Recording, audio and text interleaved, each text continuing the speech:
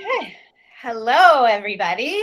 I'm Ginger Wheeler, editor for she'stheday.com. And we are here today for our second She's the Moment podcast, video podcast, whatever you want to call it, Vlodcast.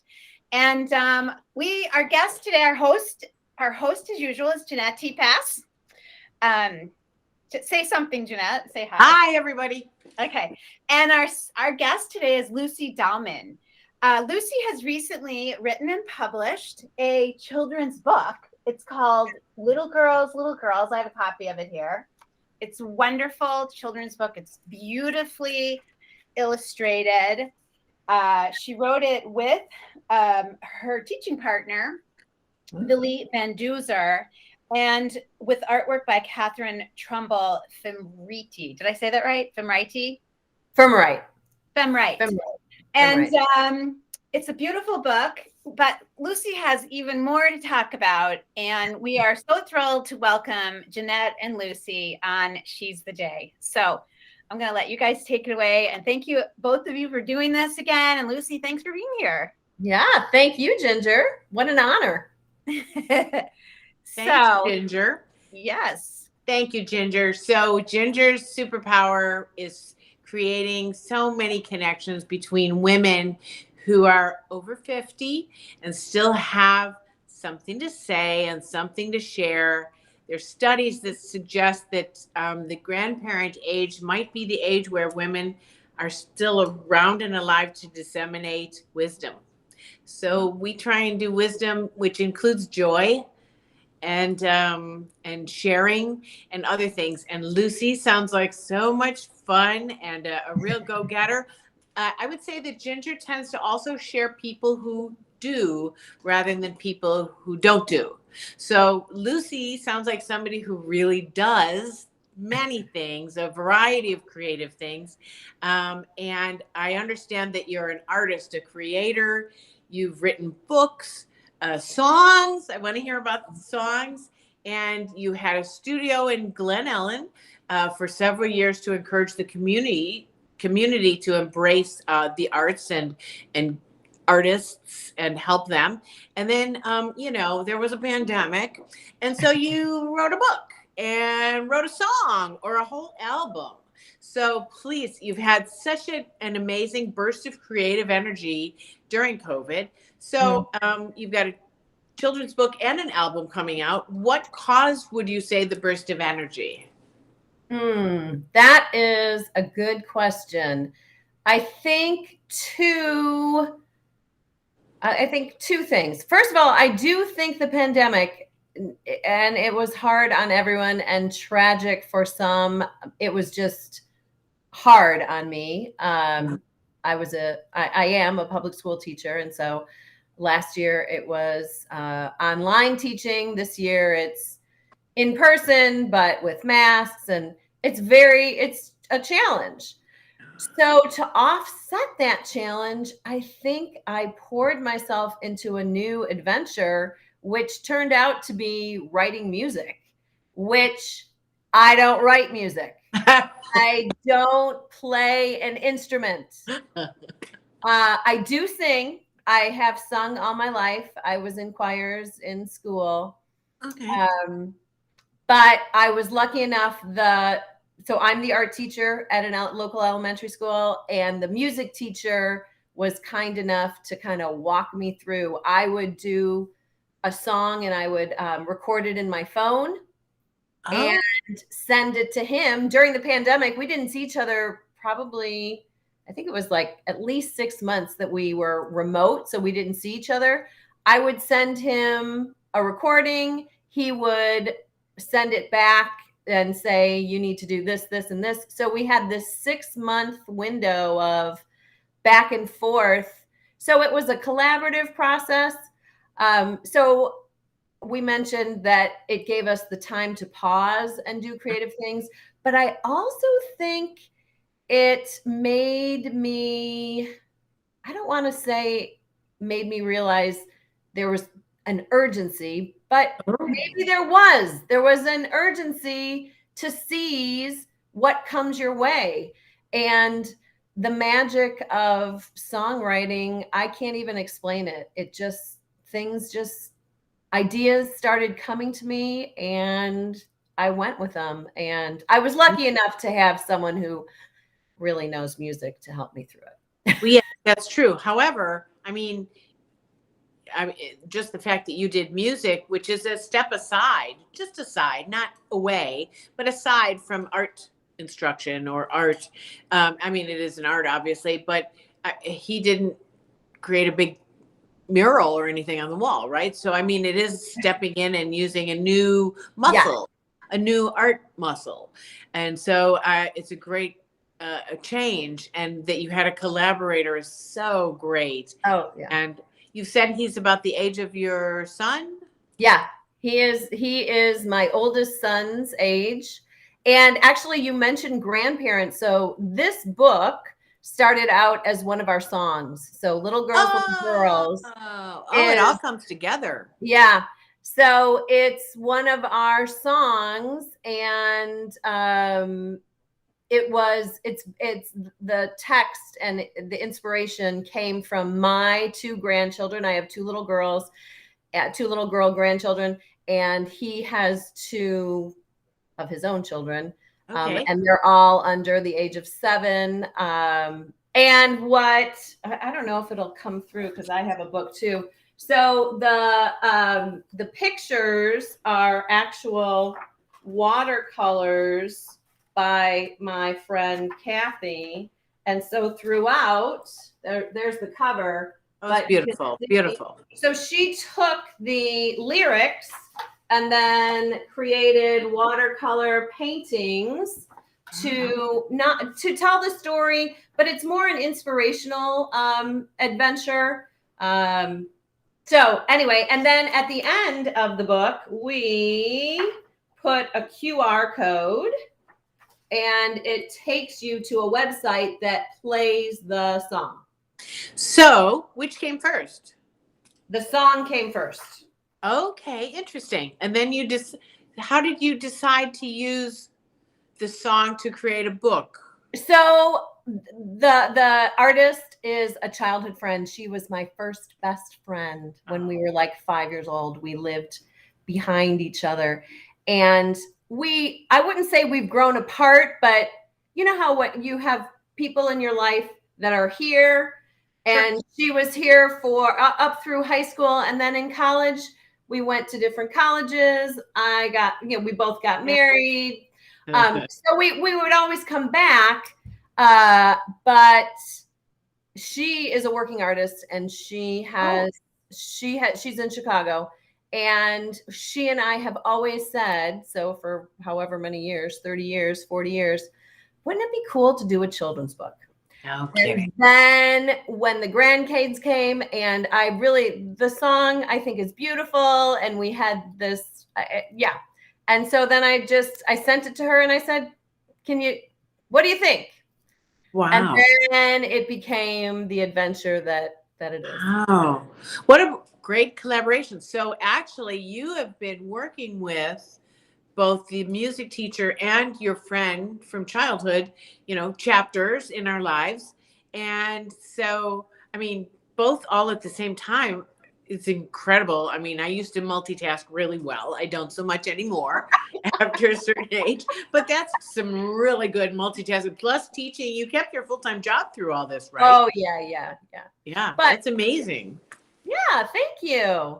And then the song, so that was one of our first songs that we did together. And then we just kept writing, and I talked him into, this I think Ginger has a superpower. I think my superpower is talking really talented people into my crazy ideas. Nice. So I talked this kid who is so talented, musically talented. Well, he's a man, right? I mean, Yeah. He's a kid to you and me, but he's a man to the rest of the world. Yes, he is a man. But he's a kid in the sense that he's my kid's age. Right. So I talked him into, let's record this. Let's make this. So we rented just over Christmas break. We rented professional studio space, and we've got an album ready. This Christmas? Just this Christmas? Just 2 weeks ago. Oh my goodness. Yeah. Well, this is very fresh. Right. And so how do you feel like you came through the pandemic? Do you feel, I mean, it was such and I read your essay about, the B-side, which, most of the new generation doesn't know what a B-side is, I expect. But the B-side of the pandemic and teaching during COVID, I mean, it could have crushed you, but it didn't. It kind of let you blossom in new ways. I mean, you've really come with some amazing, wonderful things, and I'm so pleased to hear about it, because we're always looking for the good side, the B side, the end of the rainbow that you can find. And so everybody's come out with something new and creative through this. So would you say there's a particular, so as a teacher, for instance, you've dealt with so many kids in different levels of creativity. If you were to suggest to your grandkids or to the rest of us how to develop your creativity, I mean, it's brilliant that you guys were able to do that during a situation when you could have been tampered down. Yeah. But you didn't get tampered down. You blossomed. And I'm curious about, do you have any advice about what to look for to do that? Yeah, I think I have two little pieces of advice. The first is to be open to it. Okay. I really do believe that the arts and creativity, there's some magic to it that many people instantly shut down when something different is presented. If you would have told me 3 years ago, oh, you'll be recording an album and you'll have written 12 original songs, I would have said, wow, you're crazy. I don't read music. No, that's not possible. But I think my mindset has always been, oh, well, if this comes to me, go with it. Now, you don't know where it's going to go. You don't know if it's going to amount to anything, but follow. So sort of a say yes mentality. Yeah. Okay. Yeah. Oh, and she's showing pictures of you guys in a studio. In the studio, yes. That's terrific. Yes, that's the studio. And then the other piece of advice is kind of along that lines. Whatever you're interested in, study it. In the sense, don't just poo-poo it and say, so when all of this started, when all of this music started coming to me, I bought myself a guitar. I took guitar lessons. Am I good? No, I'm not good. But there's things that you just get a little bit more educated, and that opens more of your brain power and your heart and your mind and all of those things. I'm amazed it's how much is all at once. So you've got the book, and for the book you're supporting independent bookstores, not selling it on Amazon. Is that correct? And so I want to make sure during this 25 minute conversation that we can let people reach out and find the book, and that the book lets you find the music, right? Yes, you can get to the music. Yep. And actually, if you go to the website, what's that called? It's Heartfelt Create. Okay. Which was the name of the studio that you had? Yes, which was the name of the studio. Yes. Okay. Heartfeltcreate.com. That has you can hear the song there. And has a list of all of the stores that have the copy, have the book. I was sort of soul searching. There it is, right there, Ginger. Oh yeah, she's got it. She's good. Yeah, Ginger knows. Yeah, hopefully it's working. That you can see, that everyone can see Heartfelt Create Publishing. And And so you've got the website is just Heartfelt Create. Okay. And so at the back of the book, you said there's a thing to scan, a QR code, and it takes you to this website. And so are you selling CDs of the whole album, or how does that work? Oh yeah, you know what? We haven't gotten that far yet. We have what we have committed to. We're going to put it on Spotify. Okay. So the name of our duo is called the Arts Department. Oh, yeah. The Arts Department. Makes perfect sense. And the title of the album is Lifelines. Lifelines. I like it. So I understand, rumor has it, you might be performing live rather soon. Could you tell me about that? This is another thing that, like, how and why not, right? Well, it's just so I have there's the boy Ginger, she just boom boom boom, you mention something, it goes up. I belong to, my husband and I have been at a local health club. It's a private health club for 20 years, however long we've lived here in Glen Ellen. I guess it's more like 30 years. Okay. And the gal who is the I guess she's membership now. I'm not sure her exact role. She said, why don't you, she saw the book and I told her about the album. Wow. And she said, why don't you perform here? Oh, I was telling her, we would really like to do a book signing, but no bookstores are willing to do that right now. Oh, okay. And right. COVID. Because of COVID. Right. Omicron. And many of the bookstores have said, hopefully in the spring we can have you out, and which is lovely. Good. But yeah, we're going to be at the health club doing a little mini concert and signing books on Saturday. So, oh, terrific! So you get both of them together. I mean, that's great. Right. I mean, terrific. It is. But on the flip side, like when it was first presented to me, I'm like, who signs books at a health club? But then it's like, it's almost more like a community center maybe than a health club, right? Yeah. I mean, they're doing local things. Yeah, anyone is welcome to come to the event. So. Okay, interesting. But yeah. So yes. Do you have a sense at all that, so you were saying what a change it was to teach online for that whole year, and how you were up and about with the kids all the time, and you've taught several things. So I mean, dealing with elementary school kids has been your career for 22 years or so. 22, 23. Yeah. In different levels, whether it was teaching a grade or teaching.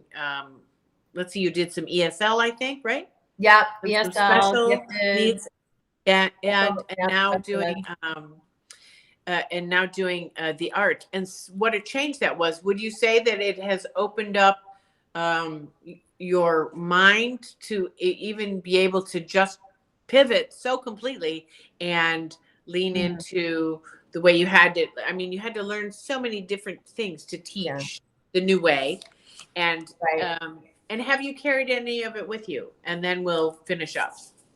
Have you carried some of your online learning with you to the new classes and to your projects, to the project of the book or the project of the music? I mean, has that come about? Would you think? Because I mean, you're thoughtful and funny, so all of that was already there. But did COVID make it sort of come together? Oh, that is an interesting question. It took a lot of brain power for me to teach art online. That was a challenge. But then I wonder, like the whole idea with the QR code in the back of the book, and like that doesn't have to happen, but maybe that was a technology kind of thing. Like, it'd be cool to do that. And I didn't know how to do it, but I asked them, ask people. If you don't know how to do something, ask. And usually you can find someone that will help you. And yeah, I would suspect we've all been to a certain degree in the realm of having to help because it's been so different, right. you know, Right. and technologically, particularly for any of us who didn't grow up with computers as our native language. Right. And it's amazing how quickly anyone under, I would say 35, it's intuitive, because what you said is correct. They grew up with it, and it's like a second language to us that is not intuitive. Yeah. Well, I want to say thank you. I'm so inspired by all the things you've done. And it seems like you're having fun, right? I am Good. having fun. Good. Yes. Good. Because I think that's what we're all searching for, ways to enjoy the way the world is today and find the rainbow in it, and not, I mean, the news and everything can just, do so much. And so you seem to be finding ways and sharing ways to enjoy the world, whatever it brings us today. Wonderfully said. Okay. And all right, say yes to anything that comes your way. Oh, great. Thank you for spending a little time with us, Lucy. It was my pleasure. Ginger, how are you doing? I'm doing great, and I think that was a fantastic show. So you guys both rocked it. You're rocking the pandemic, Lucy. Way to go. We're all behind you. Good luck on Saturday at your performance. And I just want to encourage everybody to read Lucy's essays on she'stheday.com. Oh, God. We also wrote about her 55th birthday, I think it was, when you hosted a rock concert in your backyard and you starred. So fun. I think that was a great essay, and she has lots of really cute writing on humorous and insightful and just really fun. And the apple pie one was good too. Well, thank you for sharing it. Thank you, Ginger and Lucy, for sharing the stuff that you share. All of it. Yes, and you too, Janette. Your stories are awesome too. You contribute so much. So thank you. All right, okay. Well, good to meet you. Good to see you. Yep. And I'm going to stop the recording. We'll see you guys next time we get a guest and record. And okay, thank you. Stay here while I stop the recording, and we'll talk a little after. Okay, stop.